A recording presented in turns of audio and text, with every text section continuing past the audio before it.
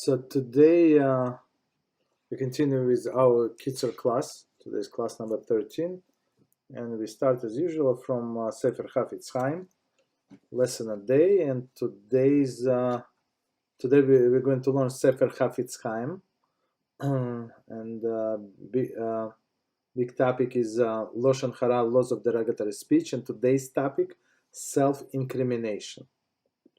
And it says, it is forbidden to relate derogatory information about someone, even if the speakers mention that he himself has the same shortcoming or is guilty of having committed the same act. So that's okay. This is derived from the God's rebuke to the prophet of Yeshayahu for his having referred to himself as a man of impure lips, dwelling among people with impure lips. So basically, Yeshayahu said, I have a problem myself, it's not only them. Right? So, okay. So that's what we cannot do. Even if you say, I also have this problem, cannot talk bad about others. Lashon Hara cannot be spoken even if it is clear that one is not speaking out of malice or with in intention to malign. Thus, one cannot relay negative information about his loved ones, meaning that he's my brother, we had these problems since this childhood. Okay, so that's clearly not allowed. Okay. All right, so let's continue Shulchan Aruch. So whoever is following, it's on page 58, and the topic is laws of the morning blessings, and we're at the end of this. It's Siman 8 and Halachos also, also 8, 7. I'm sorry, 7. I apologize, 7. And it says, if he has not recited the blessing over the Torah study before prayer, the halachic authorities disagree whether or not he should recite them after the prayer service. All right, so we have this blessing. It's in the very beginning of our Siddur. Right, so he did not say. So basically, he skipped it for whatever reason. He was late, he overslept. So now the question is if he should say it afterwards, after the prayer, as we said before. Like all other things, whatever he missed, he has to say. Like morning blessing, he has to say. And other things, for example, Psuki de Zimra, he missed. He skipped because he wanted to pray with a minyan. He has to repeat them. Okay. So commentary saying, as with all morning blessing, except those excluded in previous CF, right? The blessing of the Torah should theoretically be recited even after prayer, right? However, Achava Rabbah, the blessing said immediately before Shema Israel, could be construed as a blessing of the Torah. If so, one who is omitted Birchas HaTorah before praying might not be permitted to recite them upon the conclusion of the prayer. So what does it mean? So we have this Achava Rabbah in the morning prayers. We were talking about morning only. It's a last blessing before saying Shema Israel, and there it says some verses that it says that about blessing of thanking Hashem for giving us Torah. All right, so some authorities say so that that's maybe a blessing of the Torah. Maybe we don't need to repeat the blessings of the Torah afterwards. Okay, of course, it's only after the fact. Some say that he should not recite them because he has already discharged his obligation to say them by the reciting blessing Achava Rabbah with abundant love. Okay, or with Alam or Achava Salam with eternal love. So Ashkenazim say Achava Rabbah, and Sephardim say Achavas Olam. Okay, that's the difference. So and we said before Kriya Shema. So that's the question. For the blessing also contain essence of the blessing of the Torah with the words instill in our hearts the understanding and elucidate, to listen, to learn, and to teach, etc. So basically, it's like, it's not exactly the same. No, it's not, for sure, it's not the same blessing as we're supposed to say when we say the blessing of the Torah, but some like big ideas are the same. Okay. Some say that reciting blessing Achava Rabbah does not exempt one from obligation to recite the blessing over the Torah. Okay, that's the conflict. So some people say yes, people meaning Rabbi, some say no. Unless he studied Torah immediately after the prayers. So that's another thing. Without interruption. So basically in the morning when you open on the page, so it says you say blessing of the Torah, and right away, as we said last time, you learn from Chumash, you learn from Talmud, and you learn from a Mishnah right there, right? So here they say even if he said the blessing on the Torah, if we say like even after the fact, did he study the Torah afterwards? Okay, so let's see commentary number 16. If the blessing of the Torah were not recited previously, Achava Rabbah could serve in their stead. If one studied the Torah immediately after he recited it, which is okay. So he said Achava Rabbah. So did he study the Torah? So that's the question. The way I understand the question is, so he's going to say Shema Israel. In some sense, Shema Israel is a prayer, and in another sense, it is also a pasuk from the Torah. So it could be like he studied Torah. So that's I think is a question.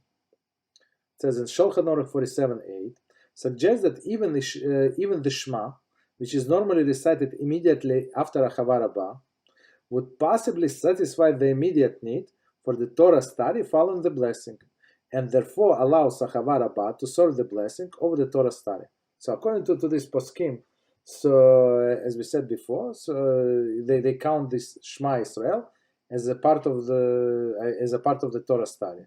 And basically he said Achava Rabbah, he said Shema Israel, and now he does not need to repeat the blessing on the Torah. This is the first opinion expressed in the Kitzur. Others cited in a second opinion of the Kitzur maintained that Achava Rabbah was instituted primarily as a blessing for recitation of the Shema, in order for it to serve as a blessing over the Torah study as well. One would need to study the passage of the Torah other than Shema. Okay, so second opinion say that first of all this Achava Rabbah, so it was one of the blessings before saying Shema. So even if it was, as you say, maybe they say, even if you say that it you can use it as a blessing over the Torah study, still they say Shema Israel cannot be used as a Torah study. I'm not sure why they don't mention the second paragraph of the Shema. It's also from the Torah. I'm not sure. Okay, but as you see, we have reason to say it this way or the other way. Okay. So continue. Therefore, ideally, one must be careful to recite the blessing of the Torah before the prayers. That's the proper way. Just get up a little early and say all of blessings at home, as we said last time. In the event that he forgot to recite the blessing before the prayers, he should learn some words of the Torah immediately after the prayers. Okay. So meaning if he let me read one more time and we'll explain. In the event that he forgot to recite the blessing before the prayers, he should learn some words of the Torah immediately after the prayers. And if he forgot to do this as well, due to the doubt, he's still not required to recite the blessing of the Torah. So out of doubt, since we do not know whether or not he has to say it, like after the fact, after he forgot, so we just don't force him to say it. Okay, commentary. Even if he did not have in mind, when he recited Achava Rabbah, that he should be, that it should be in a place of Birchas HaTorah, in a blessing over the Torah, he may still study some words of the Torah, and the blessing of Achava Rabbah would be considered as being fulfillment of the blessing of the Torah study. So very interesting. So basically he said that this Achava Rabbah blessing before Shema Israel, And the way I would say, like maybe 10 minutes, 15 minutes passed after that. Maybe even more time passed after he said that, and he was saying all of the other psukim. So they say it's not, so basically what they're trying to say, it's not an interruption. So even after he's finished praying, so he can say the words of the Torah. That is going to get linked to this Achava Rabbah that he said 20 minutes ago. Very interesting. Okay, so see if number 8. If they call him to Aliyah, so they call this guy to the Torah, and I think the situation is the same. So he did not say the blessing over the Torah study. So one more time, if he called him to Aliyah to the Torah, before he recited the blessing over the Torah, privately, if it is possible for him to recite before going up to the read from the Torah, all the private Torah blessings, and also to recite at least one verse, such as Yivarechecha, may Hashem bless you. One of the verses normally recited in a Torah blessing, he should do so. Okay, so let's stop here and try to understand. So basically, he did not say he came to the shul Leib. He did not say the blessing over the Torah, right? And now they call him up to the Torah, and so Kitzur say if he has time, I don't know, maybe they have to roll the Torah. Maybe they bless, make a mishabera for a previous Aliyah. Maybe, I don't know, maybe he has, let's say, 30 seconds. So 30 seconds should be enough for him to say the blessing of the Torah, whatever he has to say privately. And Yivarechecha is the first of the Torah study. It's from Chumash. Yivarechecha Hashem, right? So, meaning that that Kitzur say, even though you're going to say the blessing of the Torah on the Torah right now, so even before that you have to fulfill your private obligation and say the blessing of the Torah, and plus learn the Torah. What at least this first verse. Okay, commentary. The Torah blessings is unlike the other morning blessing in that it is recited over something specific. Right, so all other blessings, as we learned last time and the time before that, I mean, they in general, so that you thank Hashem that you can stretch your limbs, right? You bless Hashem that you can see. You bless Hashem for all other things, right? That He separated water and dry land, right? So. But they're not specific. It's not like over some physical things. But here, right? Like the blessing of the Torah, it's something specific, and you say and you start learning right away, right? Thus, it is similar to the typical blessing over the food or over fulfillment of the commandment, where the blessing is valid only is followed immediately by engaging in that which is the subject of the blessing. As we were explaining before, so if one say that blessing over the apple, he has to start eating apple.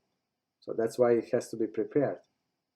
Right? It's not like some abstract blessing. It's a blessing, concrete blessing over the apple.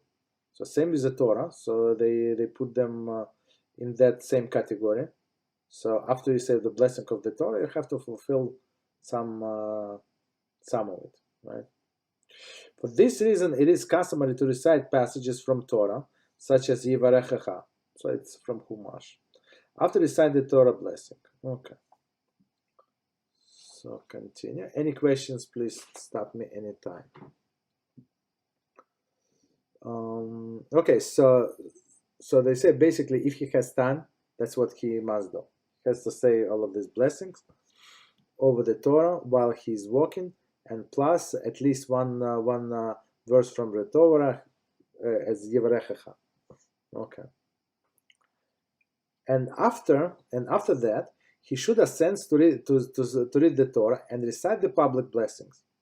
Okay, so basically, nobody canceled his private blessing if he has time. Of course, we're talking about if he has time.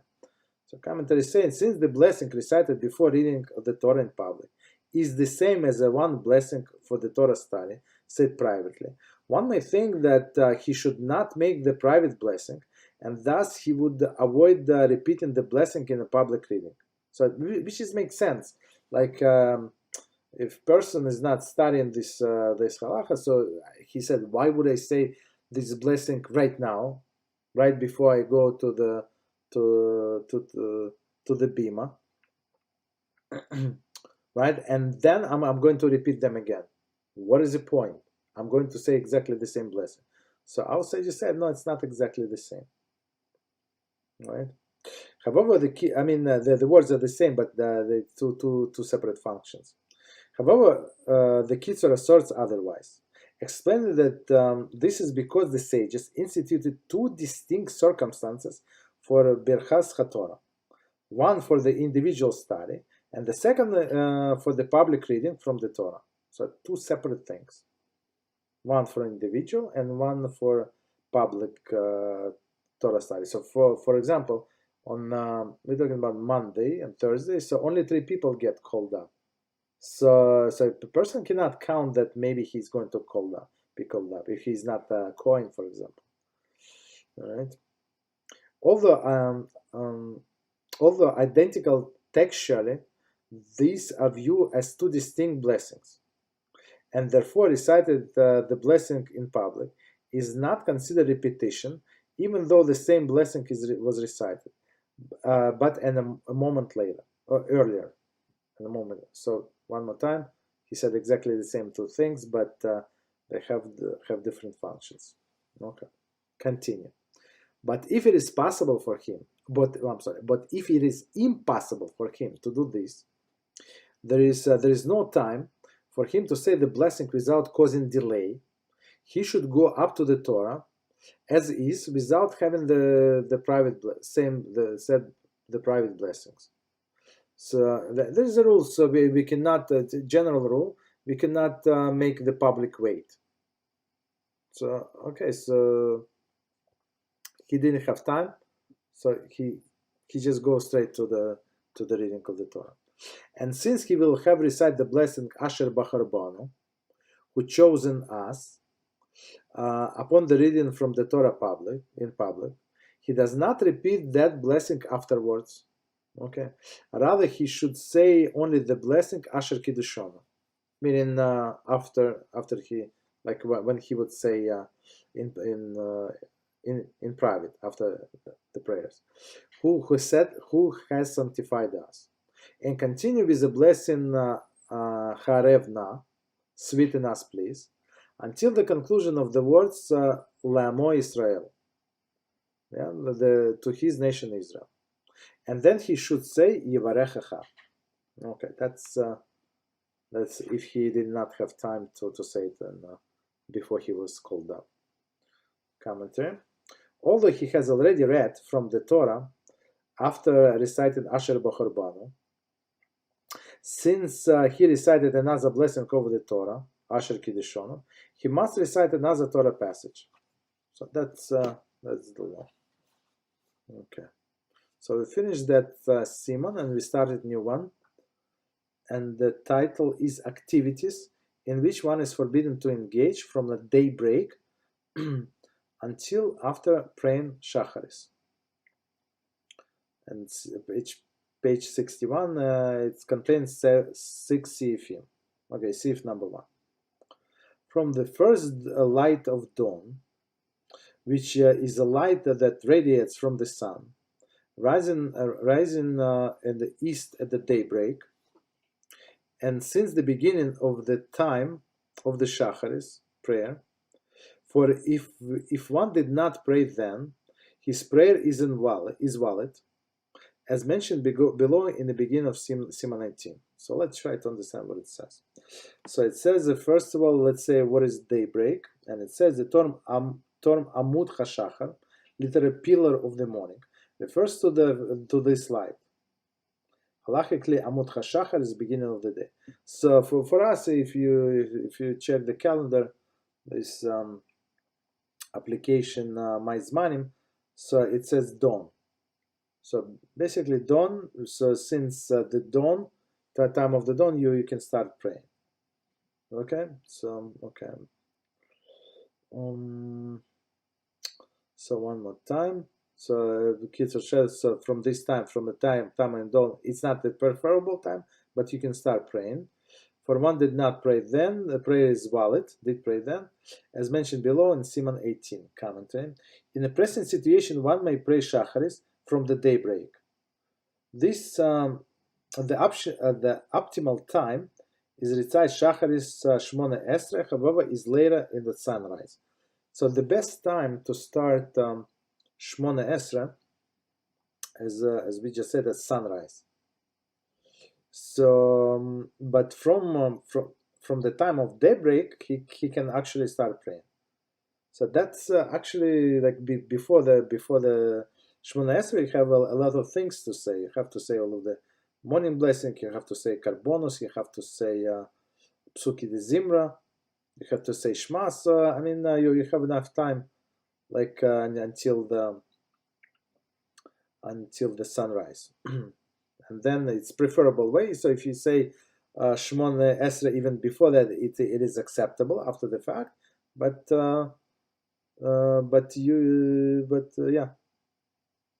proper way. I mean the best way, not a problem. The best way. It's not the problem. It's the best way to say it at the sunrise. Okay. So they say, therefore, there is forbidden for a person to begin any work or become involved in his personal needs, or to set out to a trip before he prays Shacharis. So basically from the time of dawn, when the obligation is upon a person to start praying, right? So he's not allowed to work or take care of his own personal needs. Okay, commentary. This prohibition actually begins half an hour before the daybreak. Okay, half an hour. Meaning, so it does not say, but logically we can understand. So meaning half an hour, if he going to get involved, like right before the daybreak, and then he's going to miss the opportune time to pray, so it's not correct. So maybe some small things would be allowed that I don't know would take him for 5-10 minutes during before the daybreak would be allowed, but some like lengthy activities would be for sure prohibited. Continue. This prohibition is derived from the verse that state in Tehillim 85:14, righteousness will precede him, and he will set his footsteps on the way. Righteousness refers to prayer, in which he declares the righteousness of his creator. So of course, who is righteous? Hashem. Right? So he declares the righteousness of his creator. The verse is thus teaching that a prayer must come first, and only afterwards should he set footsteps on his way. Right? There is to the ways of his desires. There is all of his personal endeavors. Okay. Meaning first he prays, and then he can take care of his business and stuff like that. Commentary. With as long that he cannot involve himself with his personal activities, he can involve himself in his personal activities only after he has prayed. So basically, we don't do anything before we pray. There are some exceptions, but like that's the general rule. Setting out on a trip is forbidden, since it is also one of his own endeavors. So basically, for example, if you flying away somewhere, and it's early enough, and you can get to airport, and then you can pray, and you have a peace of mind, for example. So it would be allowed. But otherwise, like, it's always preferable to pray If it's time came, pray first and then go to the trips, go to work, to school, wherever you go. Okay, so sif number 2. It is forbidden for one to eat or drink before praying Shacharis. Okay, comment 10.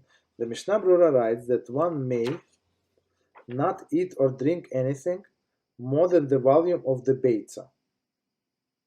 And Beitza, it says the definition Beitza 1.2 and 2.2 fluid ounces, meaning 34.6 or 66.7 grams.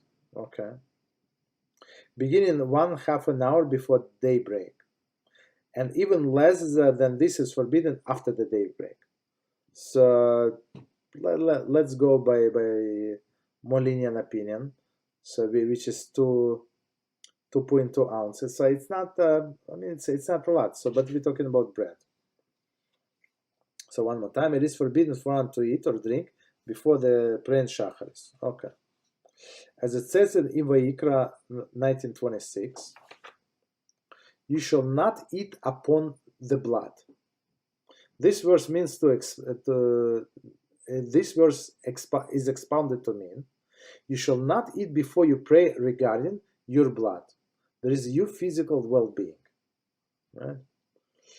So commentaries say the usual wording of the phrase "upon the blood" is the source of for many and varied laws, of which the above is one.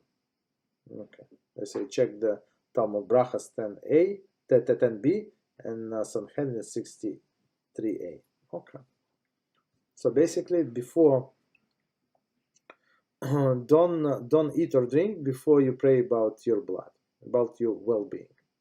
Anyone who eats or drinks,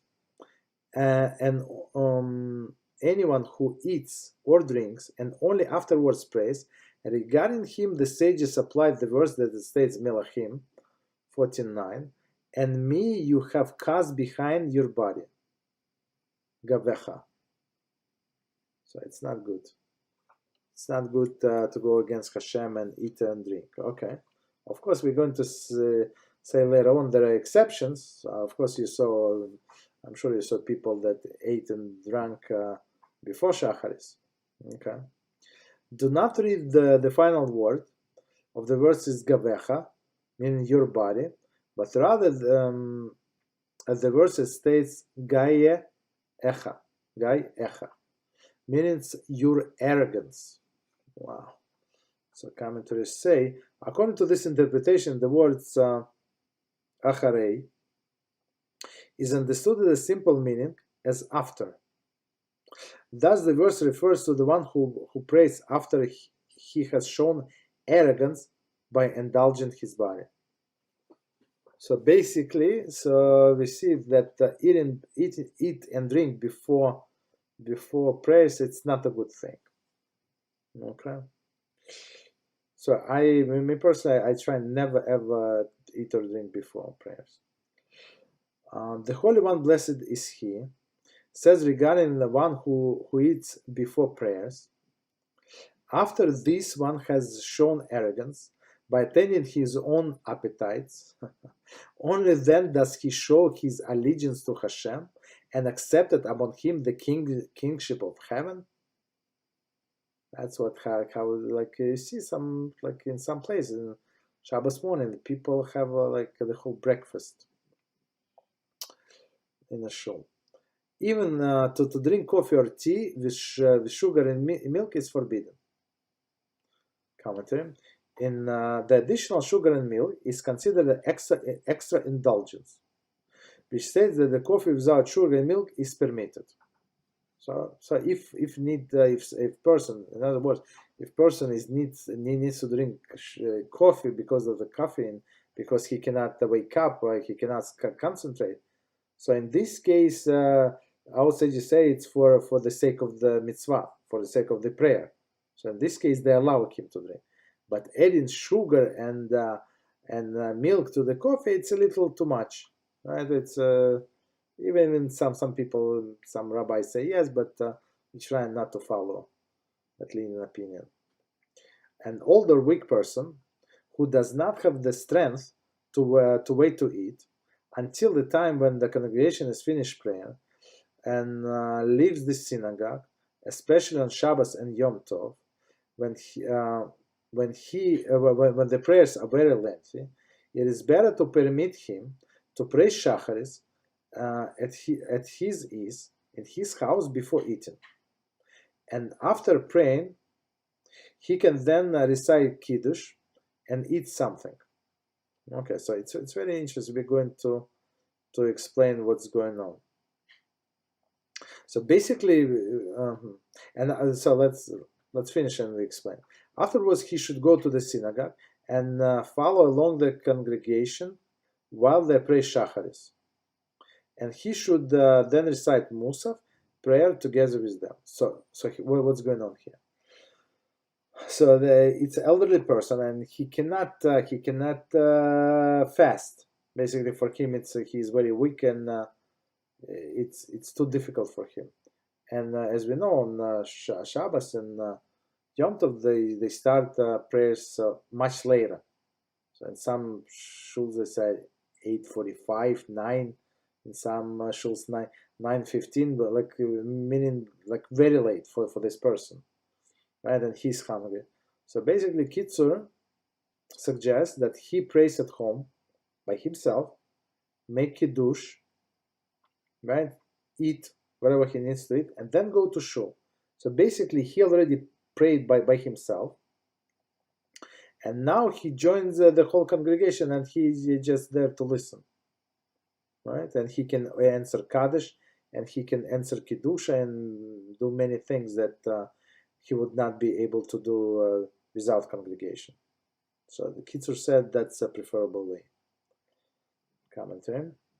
The purpose of his following along with the congregation is so that he can respond with them to appropriate places, saying Amen, Baruch Hu, and Kiddusha. Okay, that's he needs to say.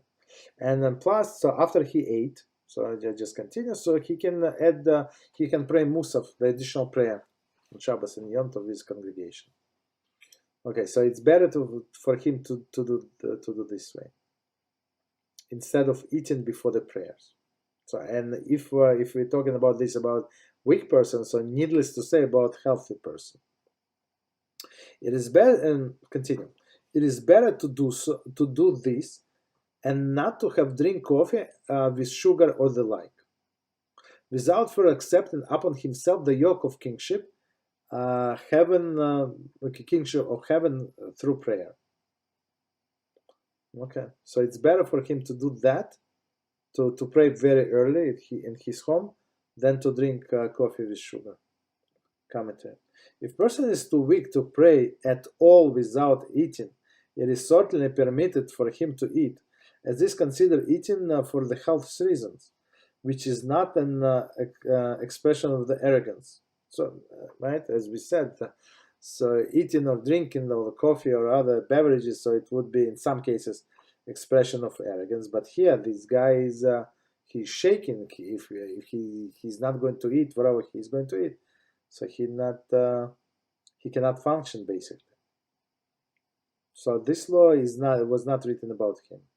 To him, we are allowed to eat whatever he needs to eat, so he can strengthen himself. And as we said, it's like for the purpose of the prayer, but not with the healthy people. Here, however, we are discussing a person who can pray without eating if he prays by himself, but cannot wait until the longer synagogue prayers are finished.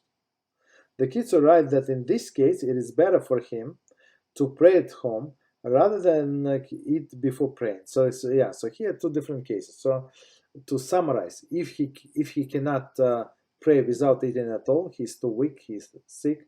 Okay, so we allowed him to eat, no problem. If he cannot wait so long until the congregation finish, and then there is a chazan and he likes to sing, and the whole congregation is like to sing. What is the problem? There is no problem, right? But this guy cannot wait. So to him, we say maybe this guy even not sick, right? Maybe not, right? So we say pray at home, eat, right? May make a kiddush, eat, and then come to shul and answer kaddish and kiddush and borchu. Continue. However, for the health reasons, it is permitted to eat and drink before prayers, since eating for one's health is not considered the expression of arrogance. Okay, which what we said. Okay, so it's not arrogant. I mean, the guy is cannot stand what arrogance. Even so, commentators say, even if one who is permitted to eat and drink for the health reason should recite Kriyat Shema. Okay, so even as you said, very interesting commentary. So it's from Mishnah Brura. So Mishnah Brura says, so first accept the yoke of heaven, meaning say Kriya Shema, and then eat. Like at least do minimum as you can. Maybe say even I would say say morning blessings at least, right? Maybe not carbonas, but morning blessing. Say Shema and then eat. Continue. Only eating that is considered the indulgence in the expression of arrogance, and thus forbidden. That which is eaten for a health reason is not considered an indulgence and carries no prohibition whatsoever. Continue. Likewise, if one is hungry or thirsty and cannot concentrate properly on his prayers without eating and drinking, in that case, if he wishes to, he may eat and drink before his prayers. So I think many people follow this opinion, meaning if he is hungry and thirsty and he cannot concentrate on these prayers, so they say, okay, so you can drink, so it's like to improve his prayers. But my answer to this would be, so in 99% of the time, it's not going to improve. If he cannot concentrate before, he would not be able to concentrate after. So he can as well just follow the stringent opinion, do not eat. But I'm sure there are exceptions, and they cannot concentrate without without drinking. Okay, but as we just saw, so there is opinion. So sif number 3, some authorities say that even if a person arose at the midnight and remained awake, it is forbidden for him to eat anything before he prays in the morning. Okay, and it is proper to follow the stringent opinion. So one more time, let's read and we explain. Some authorities say that even if a person arose in the midnight and remain awake for whatever reason, it is forbidden to him to eat anything before he prays in the morning. And it is proper to follow the stringent opinion. However, if one is weak, however, if one is weak, it is permitted for him to eat or drink something to strengthen his body to be able to learn Torah. So basically, if he woke up in the middle of the night, I'm not sure why, right? And now he is not planning to go to bed, so they say not to eat. Okay, but if he's planning to go to bed, there is no problem. Basically, I mean, if he just woke up because he's hungry or he's thirsty, he can drink and eat and go back to bed. Okay. Continue. Number 4. Regarding water, as well as the tea and coffee, without sugar and without milk. The law is that it is permitted to drink them before Shacharis prayer. Okay. Well, it's permitted prayer. This is even permitted This is even permitted after the daybreak, because the drinking of these beverages before prayer is not considered expression of arrogance. So he's regarding as well tea and coffee without sugar and milk. So I mean, because of the caffeine and to rouse his concentration, if it's going to help him. Okay, so he's permitted. Okay, this is permitted even after the daybreak. So daybreak meaning that the time for prayer came, right? Because drinking these beverages before prayer is not considered expression of arrogance. So I would say another explanation would be like, for example, if you go into shul and it's not the time for prayer yet, so they start, let's say 6:30 in the morning, and it's 5 a.m. or it's like 6 a.m. So it's not the official time for the prayer. So he would be allowed, as they say. Even so, continue. Even on Shabbos and Yom Tov, when one is obligated to recite Kiddush and may not eat or drink beforehand, it is permitted to drink these beverages before he prays, although he did not recite Kiddush. And the obligation to recite Kiddush does not prevent him from doing so. So basically, what is trying to say? So we learn in our Shabbos laws class that one is not allowed to eat or drink until he recites the morning Kiddush, let's say, right? Or Friday night Kiddush also, the same thing. So the question is, how do we allow him to drink in the morning before prayers if he did not say Kiddush? Okay, so answer to this question. The reason for this for this is as follows.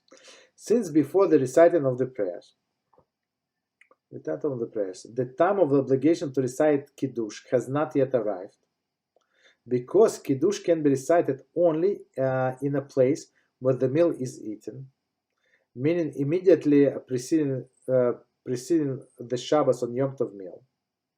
And one may not eat the meal before the morning prayers due to the prohibition of eating before the Shacharis. So it's very interesting explanation. We're going to explain what does it mean.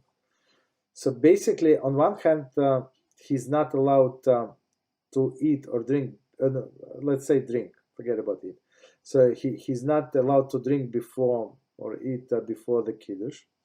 On another hand, the obligation of the Kiddush is not incumbent upon him yet. Why? Because he has to recite Kiddush only after he finish morning prayers, Shacharis prayers. We're talking about Shabbos and Yom Tov. So, and since the time is not yet arrived, he did not pray yet, so he's not obligated to say Kiddush. So in this case, he's still obligated. He's still allowed to eat and drink whatever is necessary. Okay. So in commentary, so it says it is forbidden to eat and drink before Kiddush only during the time that one is obligated to recite Kiddush, as we just explained ourselves, right?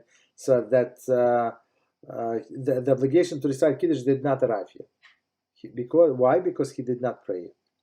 The obligation to recite Kiddush starts only at the time that when one may eat Shabbos on Yom Tov meals, since Kiddush must be recited close to the time of the meal itself. So as we learned in our last Shabbos class, so we said that meal must be in a place where Kiddush must be in a place where he where he's going to eat. Okay. So before Shacharis, when one may not eat meal due to the obligation to place Shacharis, there cannot be obligation of a Kiddush, and hence there is no prohibition of eating before Kiddush.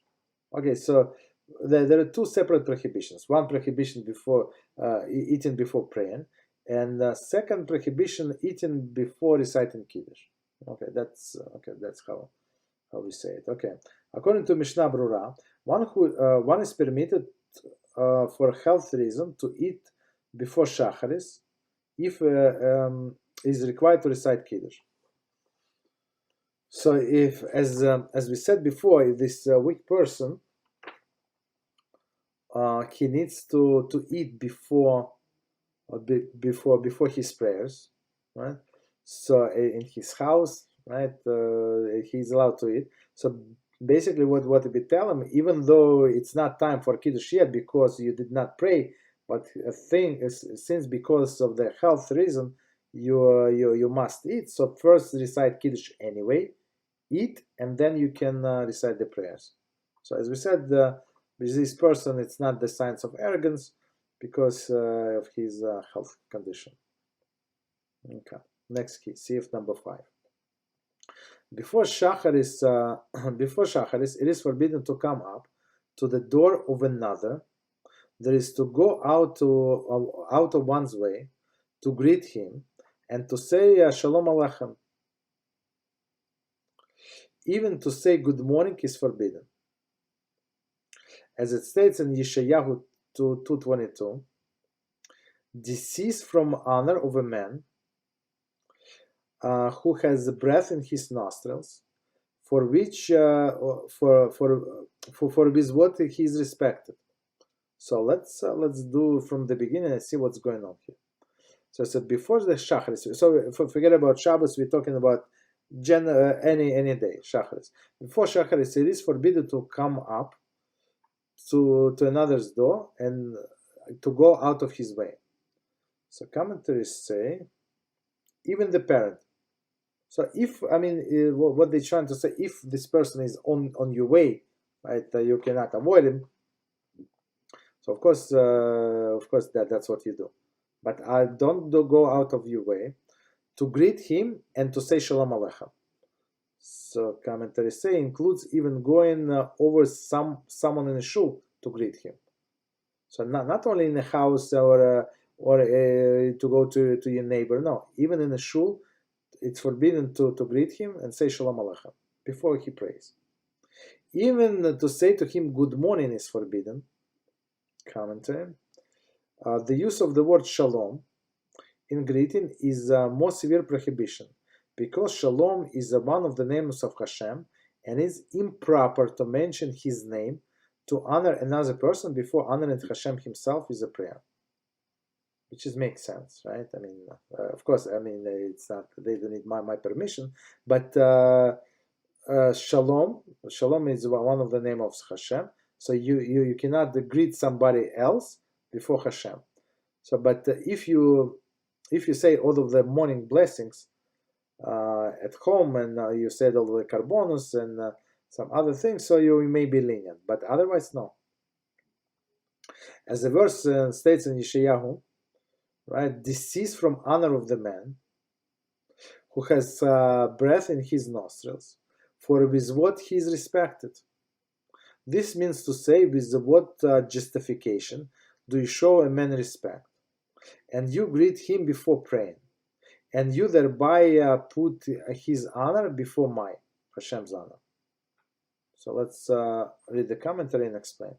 The word deceased from the honor of the man refers to the time when one is obligated to honor Hashem. As in this case, when one is obligated to pray. That's how you honor Hashem. You say all of these prayers. The verse cannot be referring to all the times, to all other times, when there is no reason to desist from honoring another. Okay, so before, basically the proper way before the prayer, not to greet people. If you cannot avoid a person is ignoramus, he does not know, or for whatever reason, so you, of course, if he said good morning, you have to answer good morning. Or just what I do, I come very early into shul, so there is nobody to greet, so you're safe in this way, right? If he met him by a chance, according to halacha, one is permitted to greet him. This person, like you're on like few feet from each other. Okay, so if he's not praying, so of course you can greet him. But if he's praying, so do not disturb him. But it is proper to change his language, so that his friend should notice that it is forbidden to be busy with other things until he prays. Okay, so what does it mean?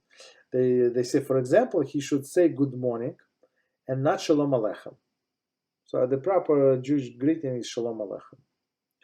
This greeting is permitted in a case of the chance encounter, but not when going out of one's way to offer greeting. As we said before, so if he has no choice and this guy is right up in his face, so okay, of course he can say good morning. Okay.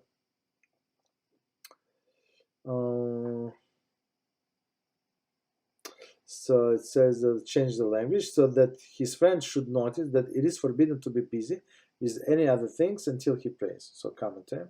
If one recites Birchas HaShachar, he may greet others that greet him. That if one recited Birchas HaShachar, meaning if he recited, as we said before, the morning blessings, he may greet others that he meets. Mishnah Berurah. So basically, that's why it's better not to ever leave your home without saying Birchas HaShachar, morning blessing. If one is greeted by another, he may respond even before recited Birchas HaShachar. Mishnah Berurah. So the solution is, if you left your house before you leave your house, you say all of the morning blessings. So basically, you're safe. Even if somebody greet you, say good morning, so you can answer good morning. There is no problem. Okay. So sif number 6. It is forbidden for one to begin a Torah study session from the daybreak. Okay, so we're talking about the Torah study is forbidden from a daybreak, meaning when he's obligated to pray, from the earliest time he is obligated to pray. So they say one to begin. However, if one began to learn, he is not required to stop if he will be able to pray Shacharis in a proper time. According to some opinion, he is also not required to stop learning and recite Kriyas Shema if he were able to recite it in proper time. So basically, the way I understand, if he, for example, there are some people, in a place where I pray, so they come early and they learn Gemara. Okay, it's good for them. So basically, they're not obligated to stop, right? Because, for example, they come there at 5. I don't know what time they come. I don't want to say. So the prayer started at 6:20. So even though it's after the daybreak, the time of prayer did not come. So they have enough time to stop learning, right? Even though it is after the daybreak, and say all of the blessings and pray with the congregation. So in this case, it would be no problem for them to continue learning, even if it's after daybreak. So we're not Kitzur is not talking about this situation. Okay, so commentary say the sages forbade one to begin the Torah study session out of concern that he may lose himself in the learning and miss the time of the prayers and recitation of the Shema. So that's the rationale that they give. So basically, if he in a shul and people are going to start coming, I don't know, and of course how can he miss the time of prayers even though he learns? Okay, so in this case it will be allowed. However, one who regularly goes to shul to pray, and therefore there is no concern that he will miss the time of the prayer, it is permitted for him to learn before the Shacharis. So I would say even in the house, like he can learn in the house and then go to the shul. Commentary. It is permitted for him to learn even at home before he prays, meaning he knows what time to leave and he knows that he needs, let's say, 10 minutes or 15 minutes to get there, and there is no problem. The prohibition regarding learning before Shacharis was only said with regard to the one who intends to remain in his place of study and prays alone. So that's the problem. So if praying with congregation, he would be very careful to check the time. Maybe they're going to start soon. Maybe I should start moving to going to the shul. That's a different story. But if he's going to start and pray by himself, that's the problem. In such a situation, a person may become so involved in his learning that he will miss the time of the prayer. Okay, that's what it says. All right, so continue. And likewise, one who learns Torah with the others, and if he would not learn with them now, before the Shacharis, the learning session would be cancelled. It is permitted to learn with them before praying, due to the great merit involved in Torah study and learning of many. So basically, for example, if he's a teacher and other people have only this time, they have I don't know, like half an hour before the prayer. That's the only time is available to them. So he's obligated to learn with them, and there is no problem because, as we said, there is a great merit in when studying study partners. However, they must take care that they do not miss the set time from the Shacharis prayer. Of course, that's, today it's easier because we have cell phones and we have reminders, we have alarm clocks, right? So we can set our alarm, so it's not so difficult, right? Not to miss. Okay. So we have a few minutes, but we can start another subject, and it's Siman number 9, page 66. And the topic is laws of tzitzis. And believe it or not, contain 21 seifim, so 21 paragraphs. Okay, at least we start. Okay, so it says, introduction, the Torah commands in Bamidbar 15:38 that when the wearing of the garment that has 4 corners, one must affix tzitzis, tassels, fringes to the corners of the garment. And they shall make themselves fringes on the corners of the garment. Each of the tzitzis tassel, I would say tzitzis because we know what tzitzis is made up from 4 strings that inserted into the corners.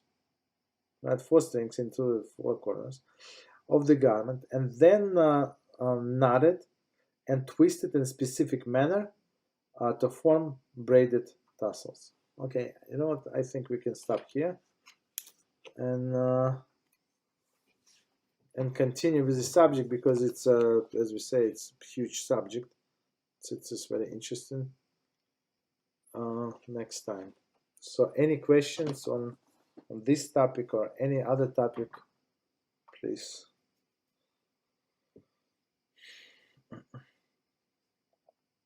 So, let's say there's a situation because you're supposed to wash your hands before Shacharis. Yes. Let's say you're in an apartment and you live with someone else, and then you wake up a little bit late, and then they're in the bathroom for an hour. What are you to do? So basically, it's a good question. So it's not in this situation, in all other situations.